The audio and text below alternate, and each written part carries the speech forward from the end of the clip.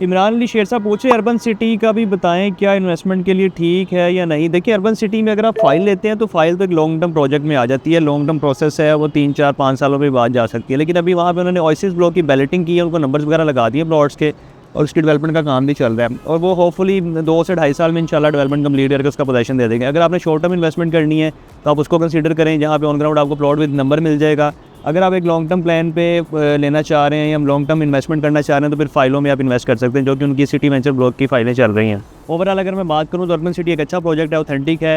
मतलब face developer और रेमांड developer एक जेवी प्रोजेक्ट बना के इसको लेकर चल रहे हैं और अभी तक इसकी मार्केटिंग जो रिप्यूट है बहुत अच्छी है। ऑन ग्राउंड के लिए अगर आपने इन्वेस्ट करना है तो ओएसिस ब्लॉक रिकमेंडेड है, और अगर आपने ऑफ ग्राउंड और लॉन्ग टर्म प्लान को लेकर चलना है तो फिर आप सिटी वेंचर में इन्वेस्ट कर सकते हैं। मज़ीद आपको कोई भी मालूमात चाहिए हमारे दिए गए नंबर पर रब्ता करें, इंशाल्लाह हमारी टीम आपकी मज़ीद बेहतरीन रहनुमाई कर देंगी।